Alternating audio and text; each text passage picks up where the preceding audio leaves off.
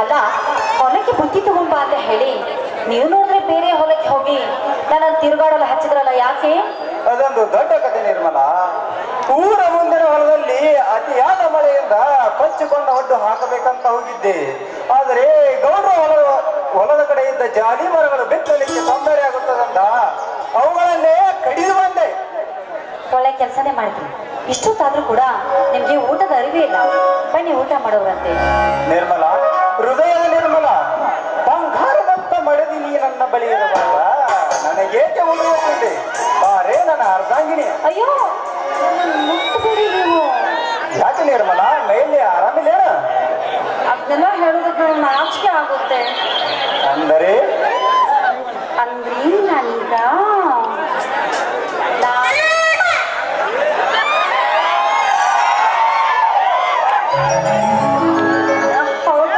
ನಾನೀಗ 3 ತಿಂಗಳ ಗರ್ಭಿಣಿ.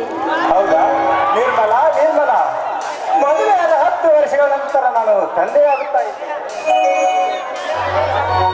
ನನ್ನ ಸಂತೋಷಕ್ಕೆ ಪಾರವೇ ಇಲ್ಲವಾಗಿದೆ.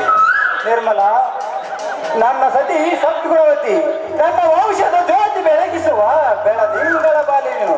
ಬಾ ನಿರ್ಮಲ, ಈ ಸುಂದರ ಸಮಯದಲ್ಲಿ ಒಂದು ಇಂಪಾದ ಗೀತೆಯನ್ನು ಹಾಡು.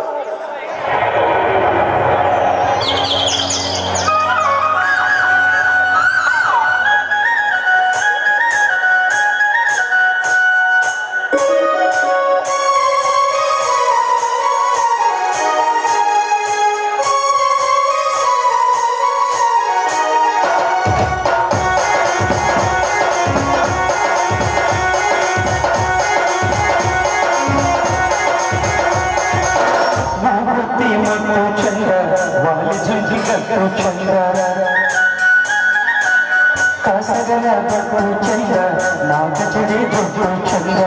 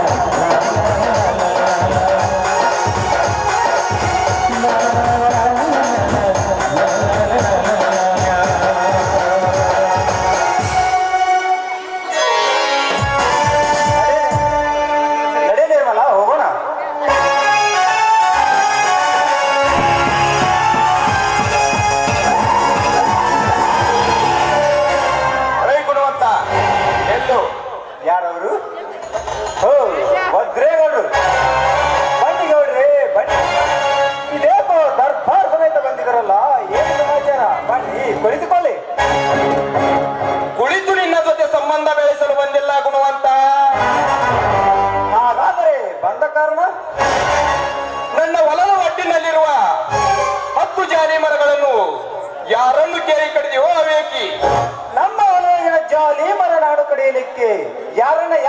ಹೇಳಬೇಕು ಗೌಡ್ರೆ? ನಿನ್ನ ಹೊಲದೊಳಗಿನ ಅಂತ ಹೇಳಲಿಕ್ಕೆ ನಿಮ್ಮಲ್ಲಿ ಏನಿದೆಯೋ ಆಧಾರ? ಹೌದು, ನಿಮ್ಮ ಅಂತ ಹೇಳಲಿಕ್ಕೆ ನಿಮ್ಮಲ್ಲಿ ಏನಿದೆ ಆಧಾರ? ಗುಣವಂತ, ಕರ್ನಾಟಕದ ಕಣ್ಮಣಿಯಾಗಿ ನಾಡಿಗೆ ದೊರೆ ಎಂದು ಹೆಸರು ಪಡೆದಿರುವ ನನಗೆ ಎದುರಾಗಿ ಆಧಾರ ಕೇಳ್ತಿ ಆ ಮಗನೇ. ನಾನು ಮನಸ್ಸು ಮಾಡಿದರೆ ನಿನ್ನನ್ನು ಸಾಯಿಸಿ ಬಿಡ್ತೀನಿ. ಹುಟ್ಟಿದವರು ಸಾಯಲೇಬೇಕೆಂಬ ನಿಮದಂತೆ ಸತ್ಯಕ್ಕಾಗಿ ಸಾಯುವ ನನಗೆ ಸಾವಿರ ಭೀತಿಯೇ ಇಲ್ಲ. ಇದೇನು ತಪ್ಪು ಮಾಡುತ್ತಿರುವೆ ನಾನು? ಧರ್ಮವಂತರಿಗೆ ಕೊಟ್ಟ ಮಾತು ನೆರವೇರಬೇಕಾದರೆ ನಾನು ಶಾಂತಿ ಸಮಾಧಾನದಿಂದ ವರ್ತಿಸಲೇಬೇಕು. ಗೌಡ್ರೆ, ನನ್ನದು ಯಾವುದೂ ತಪ್ಪು ಇಲ್ಲ ಅಂದ ಮೇಲೆ ಈ ಕರ್ನಾಟಕದ ಕಣ್ಮಣಿಯಾದರೇನು, ಈ ಊರನ್ನಾಡುವ ದೊರೆಯಾದರೇನು? ಲೇಬರವ, ದೀಪ ಆರುವ ಮುನ್ನ ಪ್ರಕಾಶ ಬೀರಿ ಆರಿದಂತೆ ಸಾಯಲು ಸಿದ್ಧನಾದ ನೀನು ಸಿಕ್ಕಂತೆ ಚೀರಾಡಬೇಡ ನನ್ನ ಮುಂದೆ.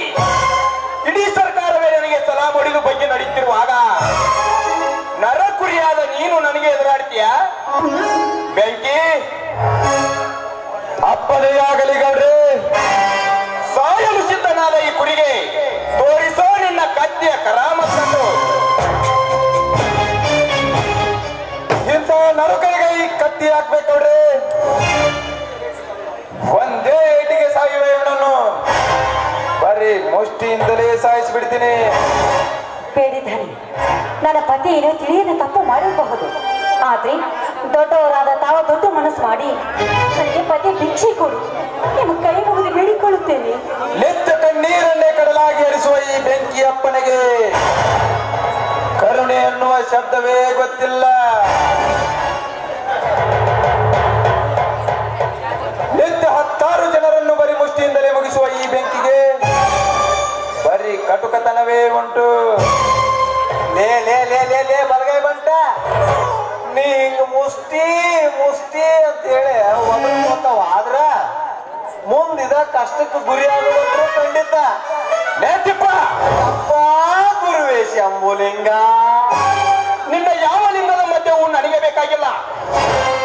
ನನಗೆ ಬೇಕು ಇವನೆಲ್ಲ ವಂಶದ ರಕ್ತ. ಈತನ ರಕ್ತಕ್ಕಾಗಿ ಕಾತರಿಸಿ ಕುಳಿತಿರುವ ಈ ಗಂಡಿಗೆಗೆ ಇವನ ಗಂಡೆದೆ ಬೇಕು ಗುಣವಂತ.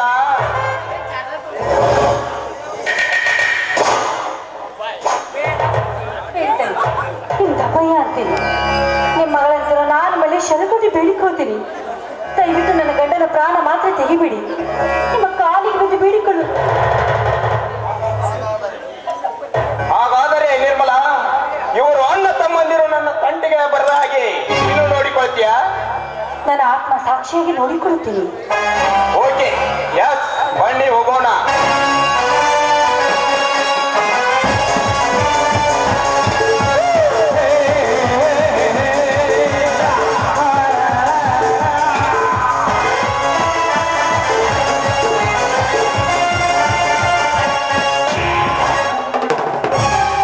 ನಿರ್ಮಲಾ, ಏನಿದೆ ನಿನ್ನ ಮಾತು?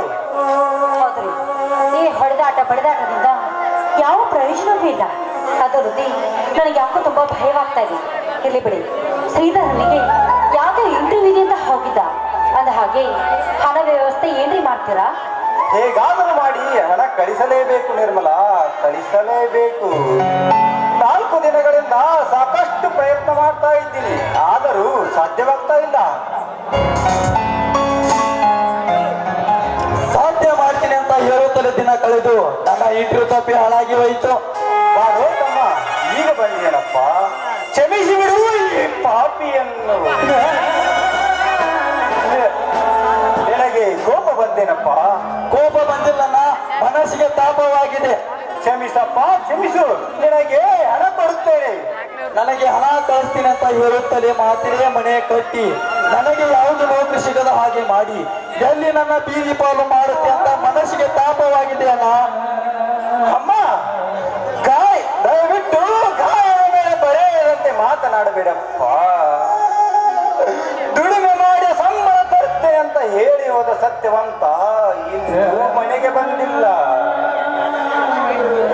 ನಿನಗೆ ಹಣ ಕಳಿಸುವ ಸಲುವಾಗಿ 4 ದಿನಗಳಿಂದ ಕೇರಳದವರ ಹತ್ತಿರವೆಲ್ಲ ಹಣ ಕೇಳಿದನಪ್ಪ, ಆದರೂ ಹಣ ದೊರೆಯಲಿಲ್ಲ. ಮನೆಯಲ್ಲಿ ಇರುವ ತಿನ್ನುವ ಜೋಳವನ್ನಾದರೂ ಮಾರಿ ಹಣ ಕಳಿಸಬೇಕೆಂದರೆ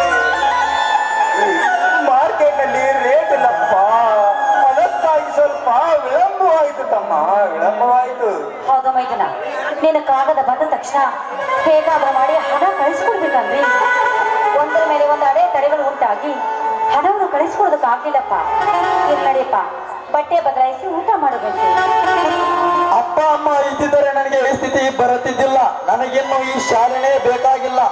ತಮ್ಮ, ಈ ಮಾತನ್ನಾಡಬೇಡಪ್ಪ. ನನ್ನ ಮಾರುತೇಶ್ವರ ಸಾಕ್ಷಿಯಾಗಿ ನಿನ್ನನ್ನು ವಾಗಿಸಬೇಕೆಂಬ ಛಲ ನನಗಿದೆ ಅಪ್ಪ, ನನಗಿದೆ. ನೀನೊಬ್ಬ ದೊಡ್ಡ ಅಧಿಕಾರಿಯಾಗಬೇಕು, ನೀನೊಬ್ಬ ದೊಡ್ಡ ಸಹಾಯವಾಗಬೇಕು ಎನ್ನುವುದೇ ನನ್ನ ಹಿರಿದಾಸೆಯಾಗಿದೆಯಪ್ಪ, ಹಿರಿದಾಸೆಯಾಗಿದೆ. ತಮ್ಮ, ನನ್ನ ಮಾತು ಸುಳ್ಳೆಂದು ನಂಬಬೇಡಪ್ಪ. ಈ ಮಾತು ಸುಳ್ಳೆಂದು ನೀನು ಭಾವಿಸಿದರೆ ತೆಗೆದುಕೋ ಈ 2 ತೊಲಿ ಬಂಗಾರದ ಉಂಗುರಗಳನ್ನು. ಇವುಗಳನ್ನು ಮಾರಿ ನಿನ್ನ ಹಣದ ವ್ಯವಸ್ಥೆ ಮಾಡಿಕೋ. ಬೇಕಿದ್ದರೆ ನಿನ್ನ ಕಾಲಿಗೆ ಬೀಳ್ತೀನಿ ತಮ್ಮ, ನಿನ್ನ ನಿನ್ನ ತಮ್ಮ ತಿಳಿಯದೆ ಏನಾದರೊಂದು ಮಾತನಾಡಿದರೆ ಈ ರೀತಿ ಕಾಲಿಗೆ ಬೀಳುವುದೇ? ನೀನು ಈ ರೀತಿ ಮನಸ್ಸಿಗೆ ತಾಪ ಮಾಡಿಕೊಂಡರೆ ನನಗೆ ನೌಕರಿ ಅವಶ್ಯಕತೆ ಇಲ್ಲ.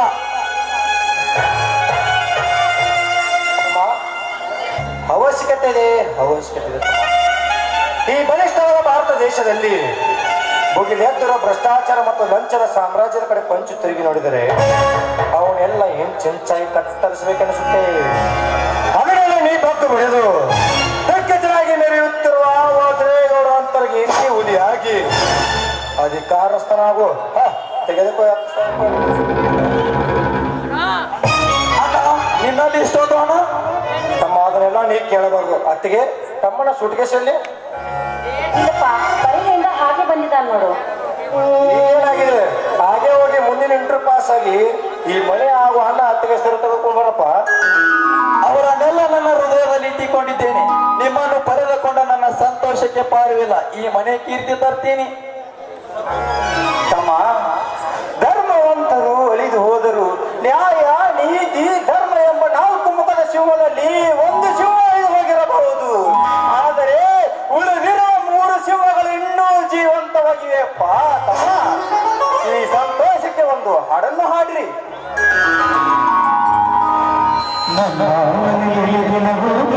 ಕ್ಷೇತ್ರವೇ